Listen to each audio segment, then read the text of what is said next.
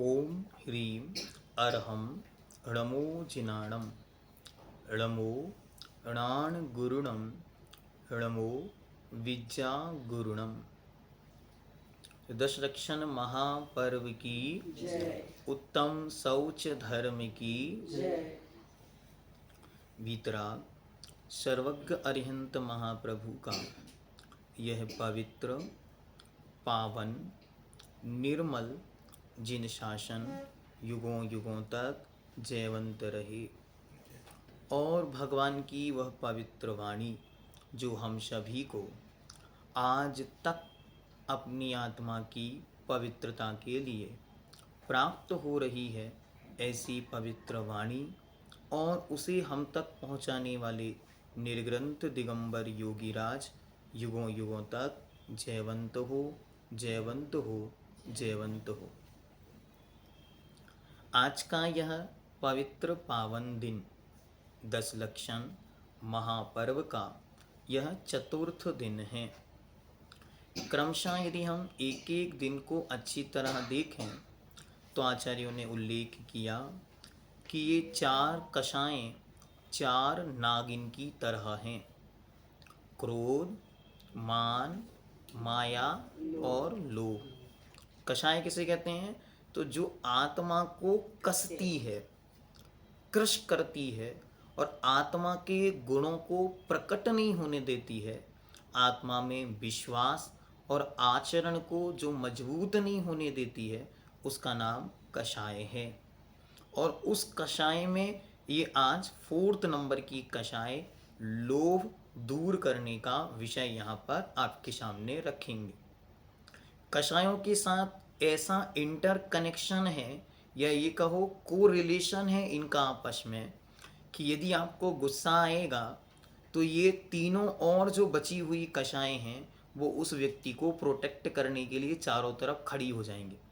जैसे किसी को गुस्सा आया और उसने उस गुस्से में अपने किसी एक मानो सर्वेंट को डांट दिया, ठीक है। अब तुरंत ही उसके मन में आया कि जो मैंने किया वो गलत किया, ऐसा मुझे नहीं करना चाहिए था। तो तुरंत ही मान कषाय सामने आके खड़ी हो जाएगी और उससे कहेगी तुम मालिक हो, वो नौकर है, क्षमा क्या करनी, क्या क्षमा मांगनी। और तुरंत वो मान कषाय उस गुस्से को प्रोटेक्ट कर लेगी, एक लेयर और बन गया। अब वो चाहता है कि मैं क्षमा मांग लूं या मैं उसे कह दूं कि जो हुआ उसमें मेरी भी गलती थी या मैंने तुम्हारे साथ अच्छा बिहेव नहीं किया, तो तुरंत ही बाहर से मायाचारी प्रोटेक्ट कर लेगी, कहेगी छिपा लो, किसको पता कि गलती किसकी थी। तो मायाचारी उसको प्रोटेक्ट करेगी और वहाँ पर हमारा कोई लोभ कषाय सामने आ जाएगी जो हमसे कहेगी कि भाई अभी तुमने अगर कुछ और बोला तो कोई काम बनने से बिगड़ जाएगा। तो चारों कषायें इंटरकनेक्ट एक दूसरे को प्रोटेक्ट करती हुई घूमती हैं। इसीलिए आचार्यों ने कहा कि जब तक ये चार कषायें हैं तब तक आपके जीवन में उत्थान की संभावनाएं कम हैं। इसलिए क्या करना, इसलिए इन चारों कषायों पर अच्छी तरह फोकस करना है। क्यों? क्योंकि जो दूर करना है उस पर भी फोकस जरूरी है। आचार्य महाराज ने लिखा है, उन्हें भी जानो जिनसे बचना है पग पग पे। हम लोग क्या करते हैं, हम लोग उसे जानते हैं जिसको साथ रहना है। हम चाहते हैं अच्छी चीज़ें हमको मिल जाएं, लेकिन हमें ये नहीं पता कि हमारे अंदर गड़बड़ियां कहाँ हैं। तो आचार्य भगवंत ने बहुत सुंदर सूत्र लिखा और उन्होंने लिखा, उन्हें भी जानो जिनसे बचना है पग पग पे। तो एक एक कदम पर हमें जिससे बचना है उसे भी अच्छी तरह जानना है। तो उसमें से ये चौथी कषाय है जिसका नाम लोभ है। तो पहली कषाय गई, पहली कषाय कौन सी थी नितेश भैया? तो क्या आया? क्रोध को डाउन किया तो क्या आया? क्षमा, उत्तम क्षमा। सेकेंड वन मान, मान को डाउन किया तो क्या आया? मार्दव, ठीक। तीसरे नंबर पर माया, माया को डाउन किया तो क्या आया? आर्जव, मतलब सरलता। तो पहला हमारे अंदर आई क्षमा, दूसरा विनम्रता, पोलाइटनेस। थर्ड नंबर पर आया हमारे पास छल कपट से हम रहित हुए तो सरलता, सौम्यता और सहजता।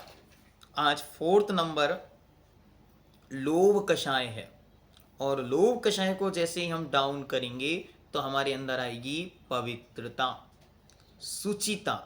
उस सुचिता और उस पवित्रता, उस प्योरिटी का नाम ही, उसके भाव को ही हम उत्तम शौच धर्म कहते हैं। उत्तम शौच धर्म क्या है? लोभ नाम की जो कषाय है, जिसके कारण हमारे अंदर गंदगी आती है। अभी लोभ को और डीपली समझेंगे, ठीक है? तो लोभ कषाय के कारण जो गंदगी आती है, उस गंदगी को रफ करने के लिए, उसे दूर करने के लिए, उस लोभ को नीचे करना, उस लोभ को समाप्त करना, उस लोभ को कम करना, इसका नाम है उत्तम शौच धर्म। कि जितना जितना लोभ समाप्त होगा उतनी उतनी पवित्रता आएगी। क्योंकि आचार्यों ने लिखा, लोभ पाप को बाप बखाना। मतलब यदि एक लोभ है तो चारों पाप धीरे धीरे अपने रास्ते बनाते हुए आपके पास आएंगे, और 5 पाप एक पूरा समूह बनाकर आपके सामने खड़े हो जाएंगे, और आपको पता ही नहीं चलेगा कि कब एक लोभ ने आपको 5 पापों का अधीन बना दिया। इसीलिए सबसे पहला फोकस करना है लोभ पर। कि यदि लोभ को समझना है तो लोभ क्या है? लोभ मतलब है एक्सेस ग्रहण करने की आसक्ति का परिणाम। जितनी आवश्यकता है उससे भी बहुत ज़्यादा हमें बस मिलता जाए। उसका उपयोग क्या है, उसका यूज़ क्या है, आई डोंट नो, हमें नहीं पता। बस हमारी आसक्ति क्या है, वो मिल जाए, बस वो मिल जाए। और उसे चाहने की जो चाहत है, उसमें हम क्या करते हैं, उसके साथ जुड़ जाते हैं और उसमें अपना ममत्व परिणाम इकट्ठा कर लेते हैं। फिर हमारे अंदर एक इंटेंशन डेवलप्ड हो जाती कि हम बस आने दो, आने दो। कहाँ से आ रहा है ये भी मत पूछो, किन भावों से आ रहा है ये भी मत जानो, किन एक्शन से आ रहा है उसको भी आप मत देखो, बस हमारे पास कहीं से भी वह द्रव्य आना चाहिए। तो लोभ कषाय जितनी जितनी बढ़ती है उतनी सामग्री को ग्रहण करने की भावनाएं बढ़ती हैं। कैसे बढ़ती हैं? एक बहुत सिंपल सा आपके सामने एग्जाम्पल रखते हैं। और उस लोभ कषाय की दशा बड़ी विचित्र है। आपके सामने मानो आप घर में एंटर किए, वैभव भैया, ठीक है, वाह आज तो रसगुल्ले बने, ठीक है, तो आपको दरवाजे पर रसगुल्ला पहुंच गया कि हम बने हैं।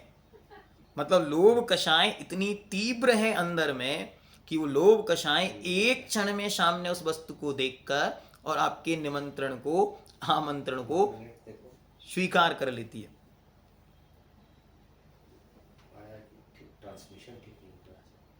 आवाज की प्रॉब्लम है। तो वह जो लोभ कषाय है, वो लोभ कषाय आपको बाहर तक पहुंच गई और वो बढ़ रही है, धीरे धीरे आप लाती है, दिखाते हैं क्या है, बहुत सारे रसगुल्ले हैं, ठीक है। अब एक रसगुल्ला जैसे ही आपके मुख के पास आया, तो जैसे ही रसगुल्ले के दर्शन हुए, मतलब उसको देखा, वैसे ही मुख में पानी आया। अभी मत लाना, बस आया। तो जैसे ही वो पानी आया, वैसे ही आपकी लोभ कषाय चाहती है कि पूरे रसगुल्ले आज मेरे, एक भी किसी और को नहीं मिलना चाहिए। बस ये जो भावना है इसका नाम लोभ है। समझ में आया कि लोभ क्या है? जिस चीज पर हम टूट पड़े, बस वो आसक्ति पूर्वक ग्रहण करने का भाव मन में आ गया। अभी दिमाग में ये सेट नहीं है कि इतने रसगुल्ले हम खा ही नहीं सकते, बस हमारे दिमाग में ये सेट हो गया कि चाहे वो 10 दिन में खाएं, चाहे 15 दिन में खाएं और चाहे 1 दिन में खाएं, बस ये सारे रसगुल्ले अब मेरे होने चाहिए। इस प्रवृत्ति का नाम, इस गिद्धता का नाम, इस ग्रीडीनेस का नाम, इस लोभ प्रवृत्ति का नाम, लालच का नाम यहां पर लोभ है। वह लोभ हमें हर चीज में कहीं भी फंसा सकता है। यहां रसगुल्ले की बात नहीं, दुनिया में आप किसी भी होटल में गए और वहां की कोई आइटम बहुत पसंद आ गया, बस आज पेट भर के खा लो, चाहे फिर उसके बाद 2 दिन तक उठते ही ना बने आपसे, लेकिन फिर भी उसे खाने का जो भाव है वो आसक्ति पूर्वक होता है। एक ही चीज में आसक्ति ऐसा नहीं, दुनिया की सैकड़ों चीजों में लोगों की अलग अलग प्रकार की आसक्तियां देखने में आती। अब किसको कौन से लोभ कषाय हावी हो जाएं हमको नहीं पता। किसी को भी वह लोभ कषाय किसी भी रूप में परेशान कर सकती है। तो हमको क्या करना है? We have to overcome it. उससे ऊपर उठना है, उससे आगे बढ़ना है। तो उससे आगे बढ़ने के लिए क्या करना है? तो आचार्यों ने कहा सबसे पहले ये समझो। क्या समझना है? कि उस वस्तु का स्वरूप या स्वभाव क्या है। यदि वह लोभ, वह प्रवृत्ति हमारे सामने आ रही है तो हम विचार करें कि लोभ क्यों आता है, उसका कारण क्या है और उसके रीजंस क्या हैं। और सारे रीजंस को जब हम अच्छी तरह समझेंगे तो हमारे अंदर ही अभी कषायों का ऐसा जमावड़ा है, ऐसा कलेक्शन है कि वो बार बार अपने आप को मजबूत बनाने के लिए कोशिश करता है। पता है वह अंदर से कि इनको पाना बहुत कठिन है, फिर भी पाने की चाहत है। फिर उनकी रक्षा कठिन है, फिर भी उनकी रक्षा करता है। और अंत में उनका छोड़ना कठिन है, फिर भी उन्हें संभाल संभाल कर जोड़ जोड़ कर रखने की आसक्ति हृदय में विकसित हो जाती। धीरे धीरे हम कोशिश यदि करते हैं तो हमें बहुत बड़ा लाभ मिल जाएगा। क्या लाभ मिल जाएगा? हमारे अंदर की गंदगी धीरे धीरे कम होती चली जाएगी। कैसे होगी? तो जैसे ही ये लोभ आता है तो इसके साथ लोभ को प्रोटेक्ट करने के लिए आती है एक मिथ्या धारणा, जिसको कहते हैं अंधविश्वास। अच्छी तरह समझना, आज का कंसेप्ट बिल्कुल आपको अलग दिशा में हम लेके चल रहे हैं कि लोभ कषाय को प्रोटेक्ट करने के लिए हमारे पास अंधविश्वास होता है, जिसे कहते हैं, आचार्यों ने उसका नाम रखा मूढ़ दृष्टि। मूर्खतापूर्ण काम, कुछ भी करने को तैयार है अपनी लोभ की पूर्ति के लिए। लोभ किस किस रूप में है? वासना के रूप में है, इच्छा के रूप में है, प्राप्ति के रूप में है, मिल जाने की चाहत के लिए कुछ भी कर जाने के लिए तैयार है। दुनिया में आपने देखा होगा लोग कितने ही प्रकार की अज्ञानताएं करते हैं। अगर आपको देखना हो तो अच्छी तरह ओ माई गॉड नाम की फिल्म आपको देखनी चाहिए। एक बार देख के आपको समझ में आएगा अज्ञानता की स्थिति कहाँ तक है। ये क्या है? लोभ की पराकाष्ठा। आप कहीं जा रहे थे रास्ते में और रास्ते में आपको डर पैदा हुआ। डर भी लोभ की स्थिति में आएगा। तो डर पैदा हुआ तो क्या करेंगे? उस डर को दूर करने के लिए अनेक प्रकार के अंधविश्वासों को जन्म देंगे, जिसे कहते हैं मूर्खता, जिसे कहते हैं मूर्खता, जिसे कहते हैं अंधविश्वास, जिसे कहते हैं अंधश्रद्धाएं। तो पहली होती है, 3 प्रकार की मूर्खताएं होती। पहली मूर्खता है लोक मूर्खता। संसार में फैली हुई मूर्खताएं। किसी ने कह दिया कि यहाँ से निकलोगे यहाँ हॉर्न बजाना ही पड़ेगा, नहीं बजाओगे तो आपकी गाड़ी को आगे नहीं बढ़ने दिया जाएगा। अब सबके दिमाग में सेट है कि यहाँ से आगे बढ़ना है तो हॉर्न बजाना कंपलसरी है। ये क्या है? ये लोक मूर्खता। इससे क्या होता है? ये हम अपने लोभ को प्रोटेक्ट करने के लिए, लालच के लिए वस्तु के स्वरूप को भूल रहे हैं कि अगर एक हॉर्न नहीं बजाएंगे तो कौन हमारी गाड़ी को रोकने यहाँ आने वाला है? कौन से देवता को फुर्सत बैठी है कि आपकी गाड़ी को देख रहा है? लेकिन हमारी इंटेंशन इस तरीके की बना दी जाती है लोभ के कारण। हमारे अंदर का लोभ उस अंधविश्वास को स्वीकार कर लेता, हमारी लालच उस अंधविश्वास को प्रोटेक्ट करती है और आगे बढ़ाती चली जाती। एक बार एक गांव में राजा साहब पधार रहे थे। जब राजा साहब आ रहे थे तो गांव वालों ने गांव को बहुत अच्छी तरह फूलों से सजाया। रास्ता जो मेन रोड बनाया था उसी में बीच में कोई जानवर गंदगी करके चला गया। अब एग्जैक्ट पॉइंट पर जब उसने गंदगी की, राजा वहां से कुछ कदमों की दूरी पर थे। अब लोग आगे बढ़ रहे थे तो उसने कहा अगर इसको साफ करेंगे अभी टाइम लग जाएगा। तो उसने दिमाग लगा के कुछ फूल जो राजा के लिए ले जा रहा था उस फूल को वहां पर डाल दिया और आगे बढ़ गया। अब पीछे से जितने लोग आ रहे हैं उसके ऊपर फूल डालते जा रहे हैं, आते जा रहे हैं, फूल डालते जा रहे हैं और आते जा रहे हैं, फूल डालते जा रहे हैं। और वहां पे एक फूल का पर्वत लग गया। राजा महाराज जब वहां से आए उन्होंने देखा वाह क्या सुंदर चीज बनाई, ये क्या है? एक दूसरे से पूछते भाई ये क्या है? किसी को नहीं पता। तब वो अपनी बात को ढकने के लिए कहता है महाराज ऐसे ही हमने यहाँ पर ये बनाया। तो राजा को बड़ा सुंदर लगा तो वो अपना हाथ जोड़ के वहां से चला गया। गांव वालों के लिए क्या बन गया? वो एक पूज्य स्थान बन गया कि हमारे राजा महाराजा साहब यहाँ पर आते थे। ये क्या है? ये लोभ कषाय है। और ये लोभ कषाय अज्ञानता को, अंधकार को और लोक मूढ़ता को पैदा करती है। ऐसी ऐसी मूर्खताएं जिनका कोई समाधान नहीं, जिनका कोई अता पता नहीं ये है क्या, लेकिन उसे प्रोटेक्ट कर रहा है कौन? उसे प्रोटेक्ट कर रही हैं हमारी कषाएं।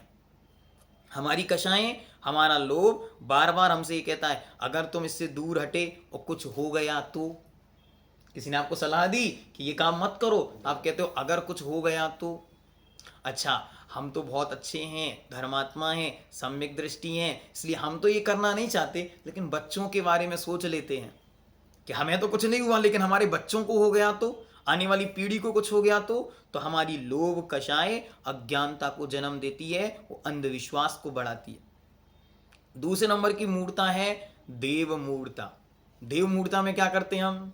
हमें देवताओं के प्रति मूर्खता बैठी है, हमारे वरदानों की पूर्ति उनसे हो रही है, हमारी इच्छाएं अंदर में बढ़ रही लोभ कषाएं जितना है उसमें तृप्ति नहीं है, तो क्या कर रहे हैं? कंटिन्यू अपनी लोभ को बढ़ाने के लिए देवताओं को उसका दाता मानकर उनकी पूजा करते हैं। जगह जगह जाते हैं, अपने सर को झुकाते हैं और सोचते हैं कम से कम यही इच्छा पूरी हो जाए। जहां जहां भी इस नारियल को ले गए, फोड़ कर एक बार प्रैक्टिकल करके देख लिया, कुछ मिल गया तो ठीक, नहीं मिला तो गाड़ी तो चल ही रही है।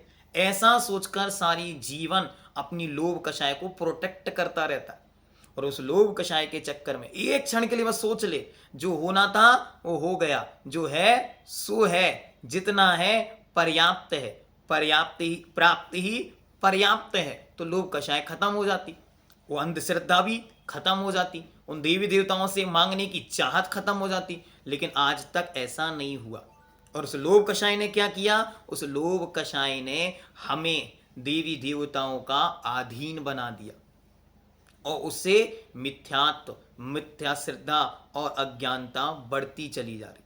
कैसे बढ़ती है? देखो, हम आपके सामने एक छोटा सा प्रसंग रखते हैं। प्रसंग यद्यपि बहुत बड़ा है, विस्तृत है, एक प्रवचन उस पर ही हो जाए, लेकिन हम आपके सामने उसका थोड़ा सा कंसेप्ट बस रखते हैं, आप दिमाग में क्लियर कर लें कि कैसे देवताओं के विषय में हमारे अंदर मूर्खता पैदा होती है।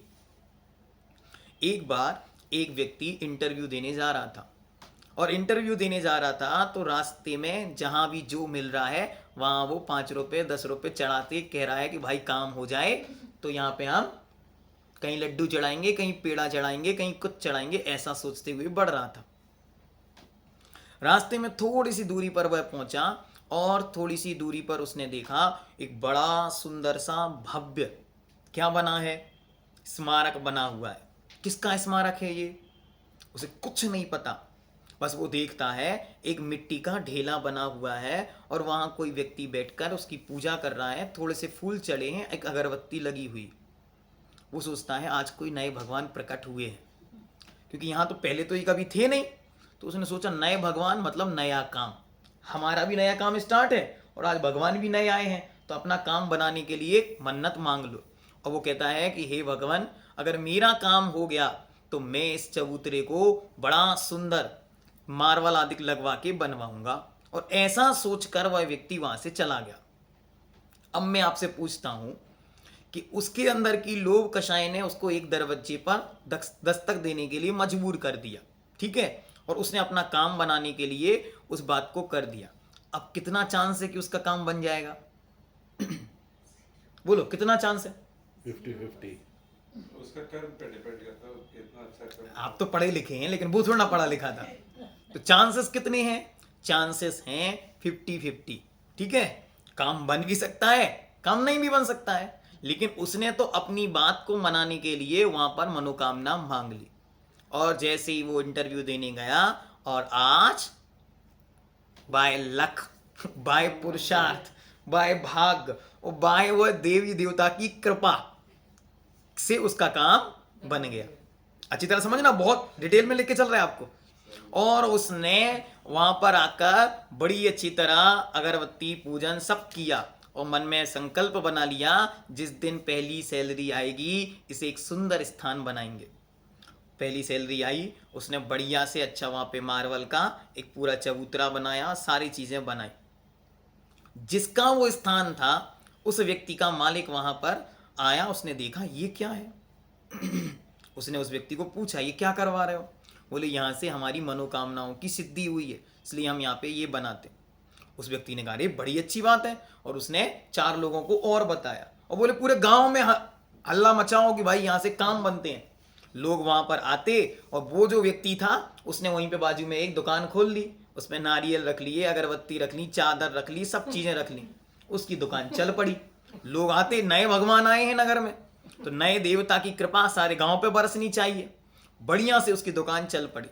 1 महीने बाद उसे याद आया यार दुकान तो चल पड़ी, व्यापार अच्छा चल रहा है, चलो अपने देवता के पास चलते हैं। कहाँ के देवता? तो वो वहां से गया। कहाँ गया? जैसे स्थान ये है ऐसे स्थान पर वो एक स्थान पर गया जहां वो हमेशा जाता था। उस स्थान पर पहुंचा और वहां पे जाके उसने वहां के मालिक को, वहां का जो पुजारी था, जो व्यक्ति था, उससे कहा भाई आपने मेरे जीवन पर बड़ा उपकार किया और इस देवता की बड़ी कृपा है मेरे जीवन पर। बोले क्या कृपा है? बोले आपने मुझे एक गधा दिया था, उस गधे ने मुझे जीवन भर अच्छी तरह कमाने के लिए साधन दिया, मैं उस पर कपड़े लाता था, गांव गांव लेकर जाता था और अपना व्यापार करता था। जब गधा मरा तो मैंने उस गधे को एक जगह पर दफना दिया और उस गधे ने तो मेरी किस्मत बदल दी। आज बढ़िया सी दुकान सेटअप है और बड़ी अच्छी तरह से मैं भी डेवलप्ड हो गया। तो वो व्यक्ति हंसते हुए कहता है सुनो, जिस देवता के पास तुम आते हो वो उस गधे की मम्मी है। तो ये क्या चल रहा है? हाँ, एक ट्रैप चल रहा है। ना जाने कहां कहां के लोभियों ने, कहां कहां के लालचियों ने अपनी लालच, अपनी इच्छाओं, अपने वरदानों की पूर्ति, अपनी मनोकामनाओं की सिद्धि के लिए किन किन के सामने अपने मस्तक को झुकाया और अपने आप को बड़ा पावरफुल फील कर रहे हैं। हमारे पास पावर कहाँ का है? वहां किसी गधे के मरण स्थान की धूल लेके आए थे, वहां से हमारे काम बनते हैं। तो क्या हो रहा है? ऐसे ही संसार चल रहा है। अच्छी तरह विचार करो, जहां आकार नहीं, प्रकार नहीं, बस पत्थर रखे हुए हैं और उनकी श्रद्धा करके लोग अज्ञानता को फैला रहे हैं। आपको अच्छी तरह ये समझना है कि बिना हमारे लाभ अंतराय के क्षयोपशम के एक पैसा, एक पाई हमको नहीं मिल सकती। बिना लाभ अंतराय के क्षयोपशम के एक पुत्र, स्त्री, जॉब आदि के सुख हमको भोगने में नहीं आ सकते। फिर ये देवी देवता कौन है देने वाले? अब लोग बहुत अच्छी तरह ये कहने लगे, हमको तो ये पता कि जिनेंद्र भगवान तो कुछ देते नहीं, अब दुनिया के रागी देवी देवता तो खूब देंगे और देते हुए दिख रहे हैं लोक में, इसलिए हम उनके पास जाने लगे। नहीं, बहुत अच्छी तरह समझो कि जिनेंद्र भगवान देते हैं ऐसा नहीं। पूरा सत्य तो यह है कि दुनिया में कोई भी किसी को भी एक कण भी दे नहीं सकता जब तक कि उसके स्वयं के क्षयोपशम में वो वस्तु ना हो। तो इसलिए अच्छी तरह आज से ही अपने सारे लोभों का विसर्जन करो। आज से ही अच्छी तरह अपने दिमाग में उठने वाली वे लोभ कषाय के निमित्त से वासनाएं, कामनाएं, इच्छाएं और उनकी पूर्ति के लिए किए जाने वाले यंत्रों, मंत्रों, तंत्रों और दुनिया भर के प्रयोगों को आज ही विसर्जन देने का दिन है। It's a purification of soul. अपनी आत्मा के पवित्रता का आज दिन है। तो सबसे पहले अपनी श्रद्धा को पवित्र करना है, जिसको हमने कल विश्वास के रूप में आपके सामने रखा था कि सबसे पहले तो इसे दूर करो। किसे? अपनी अश्रद्धा को, अपने अविश्वास को, जिसे मिथ्यात्व कहते हैं। इसको दूर करने के लिए क्या करना है? सबसे पहले लोक मूर्ता, और दूसरे नंबर पर देव मूर्ता, और तीसरे नंबर पर है गुरु मूर्ता। गुरु मूर्ता क्या है? कोई भी आया नया अवतार, एक नए भेष में, एक नया आकार, एक नया प्रकार, एक नया वस्त्र, एक नई शान, एक नया शौकत, और यूट्यूब पर छा गया। जहाँ देखो वहाँ उसकी वीडियो हैं, जहाँ देखो उसकी तारीफ हो रही है, जहाँ देखो वहाँ उसकी न्यूज़ पर चर्चा चल रही है। तो एक नया अवतार पैदा हुआ है। हाँ, साक्षात भगवान उतर कर आए हैं धरती पर, ऐसा प्रचार किया गया। और प्रचार करके सब अपनी अपनी कामनाओं की सिद्धि के लिए उसे अपना भगवान मानने लगते। और मानते मानते कुछ क्षणों के बाद, कुछ दिनों के बाद, कुछ सालों के बाद सारा का सारी श्रद्धा धराशायी हो जाती और वे गुरु महाराज जेल में मिलते हैं और उनके भक्त उस जेल के बाहर आरती करते मिलते हैं। ये क्यों हुआ? क्योंकि हमारे अंदर इतना लोभ और इतनी लालच भरी हुई है कि जहाँ से भी उस लालच की सिद्धि दिखती है, बस वहीं अगरबत्ती लेकर, श्रीफल लेकर और ये मस्तक लेकर पहुंच जाते हैं। बस वहां गए और वहां सोचते हैं कि अब आज ही सब काम हो जाने वाला है। अपने अंदर विश्वास पैदा करो कि मुझे जिनेंद्र भगवान नहीं दे सकते, मतलब दुनिया की कोई ताकत कुछ नहीं दे सकती। और मैं तो हमेशा कहता हूं कि हर एक एक बच्चे को ये सत्य सुनाओ, समझाओ, वरना सारे लोग अपनी श्रद्धा को बेच देंगे। क्या करते, भगवान के पास जाएंगे, मनोकामना मांगेंगे, पूरी नहीं हुई, भगवान रिजेक्ट। कल दूसरे भगवान के यहाँ जाएंगे, फिर वहां जाएंगे, वहां अपनी मनोकामना मांगी, वहां नहीं मिली, भगवान रिजेक्ट। अश्रद्धा फैल रही है किसके प्रति? भगवान के प्रति।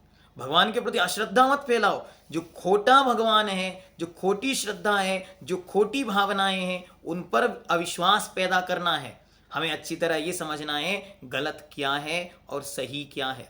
हमें अच्छी तरह ये पैदा करना है कि लोभ कषाय की पूर्ति के लिए कहीं हम गलत की दिशा में तो नहीं जा रहे हैं। इसलिए सबसे पहला जो गुण लोभ को खत्म करने के लिए है, उसका नाम है मूढ़ दृष्टि, अमूढ़ दृष्टि। मूर्खता को खत्म करना, अंधविश्वास को खत्म करना। और दूसरा स्टेप है उसी के लिए, उस लोभ कषाय को दूर कर कर आत्मा को प्रोटेक्ट करने के लिए, उसका नाम है उपगूहन। अभी उपगूहन क्या होता है? उपगूहन बहुत सुंदर शब्द है। इसके दो भेद हैं, दो तरीके से इसको पालन करना है। पहला है अपने गुणों को बढ़ा चढ़ाकर प्रकट नहीं करना। हमारा लोभ, हमारी लालच दुनिया के सामने अपने आप को बहुत बड़ा बताने के लिए तैयार हो जाती। और सेकंड स्टेप है दूसरों के दोषों का बखान नहीं करना। हमें अपना माल बेचना है तो क्या करो, दुनिया के सारे प्रोडक्ट की निंदा करना शुरू कर दो, तो अपने आप ही अपना प्रोडक्ट श्रेष्ठ दिखने लगेगा। इसके लिए लोग क्या कर रहे हैं, रात दिन बस ये चिंतन करते हैं कि कैसे उसकी बुराइयां निकालनी। अरे आप अपनी क्वालिटीज को बढ़ाओ। दो चीज समझ में आई? पहले फर्स्ट स्टेप क्या है, दूसरों के दोषों को बढ़ा चढ़ा के बोल रहे हैं। क्यों? क्योंकि हमें अपना माल बेचना है, अपने आप को पावरफुल दिखाना है, अपने आप को अच्छा दिखाना है। और दूसरे नंबर पर है दूसरों के दोषों का बखान करना। इससे दूर होना है, क्योंकि पहले हम ये समझ जाएं जिस यश, जिस कीर्ति, जिस प्रसिद्धि और जिस पब्लिसिटी की हम चाहत कर रहे हैं, वो किसी की निंदा करने से या अपने गुणों को जगत में प्रचार करने से बढ़ने वाली, मिलने वाली नहीं है। जितनी भी नाम, यश, कीर्ति और पब्लिसिटी आपको मिलेगी, उसके पीछे आपका ही यशक, कीर्ति, नाम, कर्म का उदय होगा।